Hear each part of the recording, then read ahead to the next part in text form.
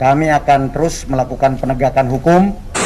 Harus diungkap kembali. Polisi sudah tidak perlu lagi segan-segan, buktinya ada, videonya ada.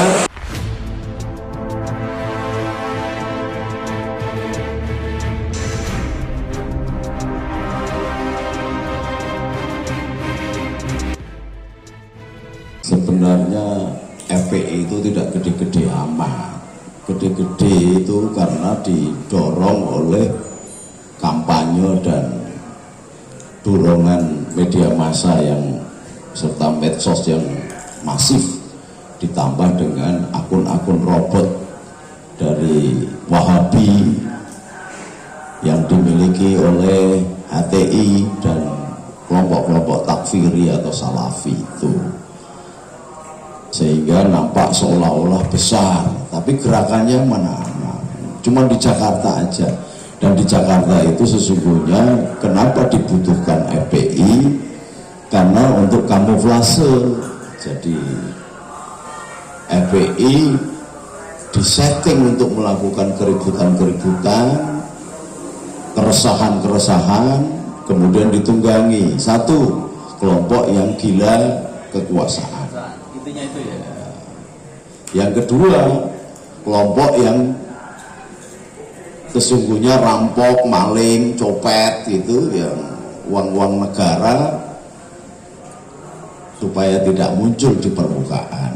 Maka ketika FPI kemudian dibiayai oleh bohir-bohir, baik mantan penguasa atau kelompok-kelompok jenderal, maka seolah-olah jadi besar dan tidak tersentuh.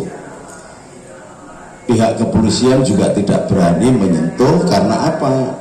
Sejarahnya FPI itu didirikan dulu dari mantan Pam Swakarsa. Jadi Pam Swakarsa itu dibentuk oleh Jenderal Wilanto, kemudian Jenderal Kiflan Yen, kemudian ada bekas kasdamnya SBY namanya Jajak Suparman, yang kemudian jenderal ini menjadi Pangdam di Brawijaya, Jawa Timur.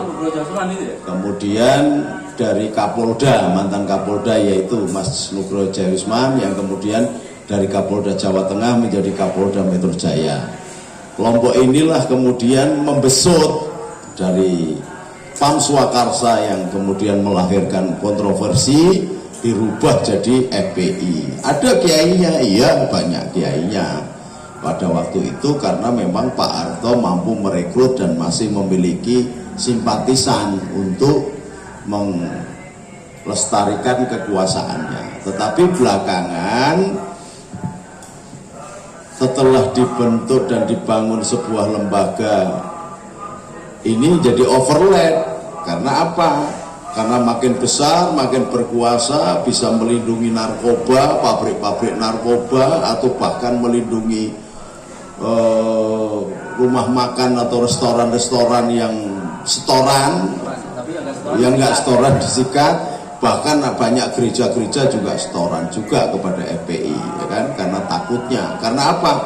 Karena di belakangnya banyak perwira-perwira tinggi atau mantan perwira tinggi yang berkuasa melindungi dia.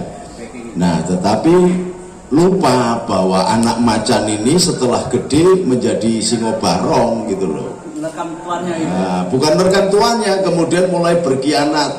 Sifat serigalanya muncul, berkhianat, mengkhianati Mas Wiranto, mengkhianati yang lain, malah overlap, kemudian bekerja sama melakukan pembaiatan kepada ISIS misalnya. Kemudian mulai membangun karena merasa sudah besar, didorong sana sini dan tidak tersentuh, akhirnya mulai membangun satu impian-impian.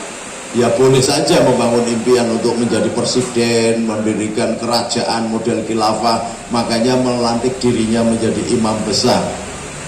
Nah, imam besar ini kan juga bermasalah. Kata imam besar itu di Indonesia nggak ada. Kalau merujuk di dunia internasional, maka julukan imam itu hanya kepada pemimpin madhab. Jadi Imam Nawawi, Hambali, Hanafi, Maliki itu boleh, atau justru menjadi lambang pemimpin kelompok Syiah. Nah kalau Sunni biasanya memanggilnya Amir, tapi sama saja sih sebenarnya. Tapi istilah imam itu adalah hak patennya Syiah. Nah kalau Rizik Syihab kemarin mengaku sebagai imam besar, tapi ternyata dia mengaku Sunni, nah ini nggak karuan.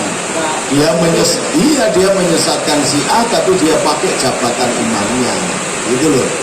Nah maka rakyat harus tahu bahwa ternyata organisasi yang banyak melakukan kejahatan-kejahatan kemanusiaan, khusus kasus Sikesik misalnya, sampai membantai puluhan orang atau belasan orang, ini harus diungkap kembali. Polisi sudah tidak perlu lagi segan-segan, buktinya ada, videonya ada, harus dikejar siapa yang melakukan, siapa bohongnya.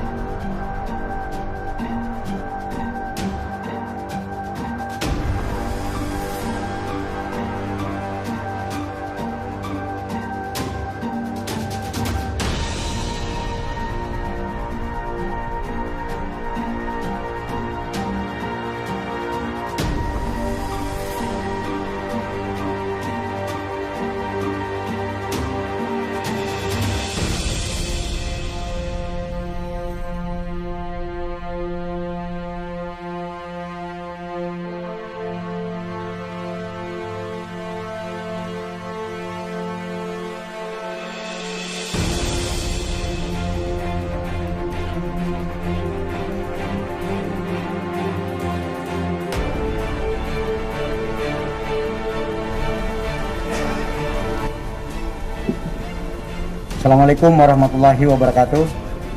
Selamat sore rekan-rekan semuanya. Hari ini alhamdulillah situasi Jakarta terkendali sampai dengan hari ini. Kami akan terus melakukan penegakan hukum, khususnya terhadap ormas-ormas yang berperilaku seperti preman. Ya, negara ini tidak boleh kalah dengan premanisme, radikalisme, dan intoleransi. Dan semua ormas yang berperilaku seperti preman akan kami tindak tegas.